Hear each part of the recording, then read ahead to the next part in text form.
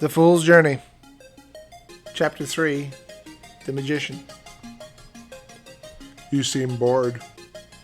The fool sat back in his seat, his feet up, his head pointed toward the ceiling. The boy to his left nudged him, causing him to sit up. The fool looked around and realized everyone was staring at him, including the teacher. Did I wake you?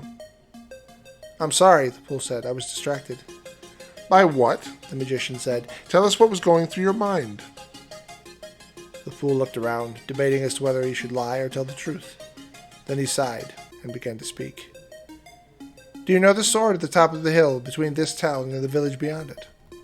Of course, The magician said. I know it well. Did you know that it speaks? The fool asked, and immediately the other students laughed. The fool's face turned red, and he sank into a seat embarrassed. The magician looked around at the students, studying their reactions. Then, in a booming voice, he said, As a matter of fact, I do. The laughing stopped. They all looked at their beloved teacher in shock. The magician began to pace, clasping his hands behind his back. It was the sword wielded by Caragus Socio, the Emperor's former emissary. With his dying breath, he drove the sword into the earth. His body was found there. It is said that, in order to bury him, they had to pry him from it, his muscles still clutching at the handle, and the blade as though it was all that he had left in the world to depend on. He stopped and looked at his students, his eyes moving from face to face as he smiled wryly. Perhaps it was the truth, after all. He turned away and went to the chalkboard, where he quickly drew 4 elaborate symbols.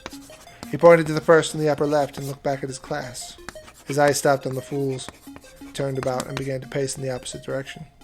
There are 4 elements in the world that we live in, to match the 4 seasons that represent the cycle of life. The first is that of air, of winter. He let his eyes move throughout his small sea of students. And of the sword. Everyone was silent, hanging on the magician's every word.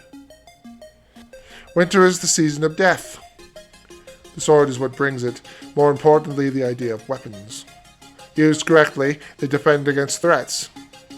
Used incorrectly, they cause destruction and create problems. It is said that which separates us from animals is our intelligence, but I say that we are still animals, and are far more beastly and cruel than any wild animal that I have ever seen. He paused, seeming to savor their reactions.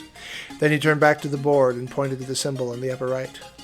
The second element is that of fire, of spring, and of the wand. He turned again toward his students. Fire can be as destructive, if not more so, than the sword. It is nature's weapon, used to end the lives of entire species, or cull its forests when they grow too wide. But the difference between these 2 forces is what happens next. The sword destroys, taking lives and leaving nothing behind. What we use it for, we have to rebuild ourselves. Fire burns away life that has moved beyond control and stretched itself into chaos. But life is born from the ashes, stronger than the life that came before it.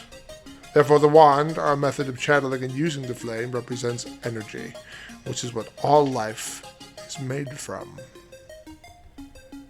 The faces of the students lit up with a glow of understanding, including that of the fool. The magician smiled and looked into his face. Caragus Socio had passion, but used it to wield his sword. He used fire as a means of destruction, and never created anything in his life. He paused again, seeing if the words had landed in the fool's mind. They did. He went back to the board and pointed at the lower right symbol. The third element is that of water, of summer, and of the cup. He turned again toward his now eager pupils. The cup collects the water, and is used both for quenching our thirst and offering friendship to each other. The toast, as you well know, is the symbol of agreement. He started pacing again as he continued. Caragus also had no interest in these things. He kept people at a distance because he feared trusting them. He may have been in love, but never took a wife or husband. He was an extremely lonely man. Suddenly the classroom door burst open. In stomped Abel Ignitor, the current emissary to the fool's father.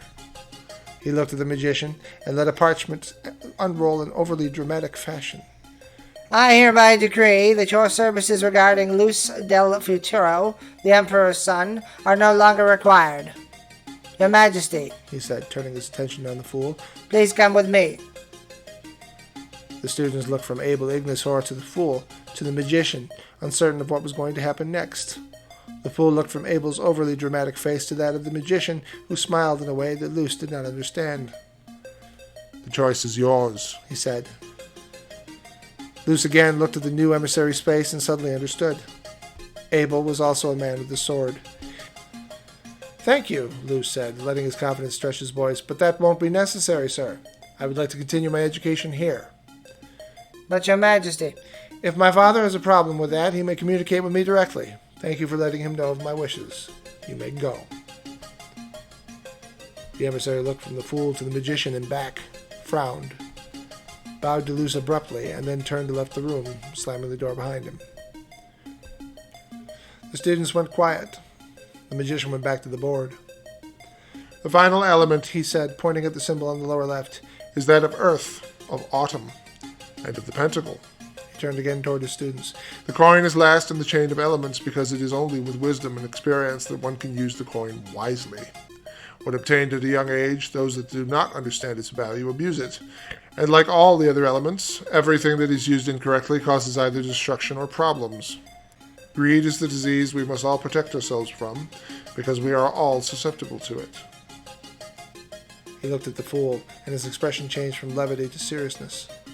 Especially those who have power. Luce could feel the other students looking at him, as they suddenly understood that their fellow classmate would one day have the power to shape their very lives. The magician let that feeling simmer for a moment so that the fool could feel its weight. Then he smiled. And that is the end of today's lesson.